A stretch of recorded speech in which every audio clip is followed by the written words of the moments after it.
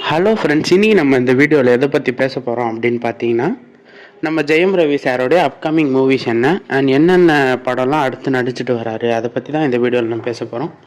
So மறக்காமல் வீடியோவை கடைசி வரைக்கும் பாருங்கள். அண்ட் இப்போ தான் நம்ம சேனலை புதுசாக பார்க்குறீங்க அப்படின்னா மறக்காமல் சப்ஸ்கிரைப் பண்ணிக்கோங்க. ஸோ வாங்க வீடியோக்குள்ளே போகலாம். இப்போ பார்த்தீங்கன்னா நம்ம ஜெயம் ரவி சார் அவருக்கு கடைசி 5 படமாக அவர் ஒரு ஹிட்டு கிடைக்கவே இல்லை. ஸோ அவர் ஒரு மேசிவ் ஹிட்டுக்காக தான் இந்த வருஷம் வெயிட் பண்ணிகிட்ருக்காரு அப்படின்னு தான் சொல்லணும். அண்ட் அது மட்டும் இல்லாமல் ஜெயம் ரவி சார் இந்த வருஷம் ஒரு 3-4 படம் அவரோடைய லைனப்லேயே ரிலீஸ் ஆக போகுது.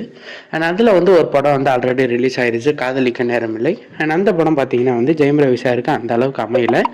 அண்ட் அதுக்கு அடுத்து இன்னும் நிறைய படம் நடிச்சிட்டு வராரு. கராத்தே பாபு அப்படின்ற படம் அண்ட் இன்னும் ஒரு சில படங்கள்லாம் நடிச்சிட்டு வந்துட்டுருக்காரு. அண்ட் அது பார்த்தீங்கன்னா இது மட்டும் இல்லாமல் நம்ம பராசக்தி வில்லன் ரோல் பண்ணிகிட்ருக்காரு. அண்ட் பராசக்தியில் வில்லன் ரோலுக்கு நம்ம ஜெயம் ரவிக்கு 15 கோடி, அதாவது நம்ம ஜெயம் ரவி இப்போ வரையும் வாங்குகிற சம்பளத்துலேயே அதுதான் அதிகமான சம்பளம் அப்படின்னு கருத்தப்படுது. ஸோ இதை பற்றி உங்கள் ஒப்பீனியன் என்ன அப்படின்றத மறக்காமல் கமெண்ட்ஸில் சொல்கிறேங்க.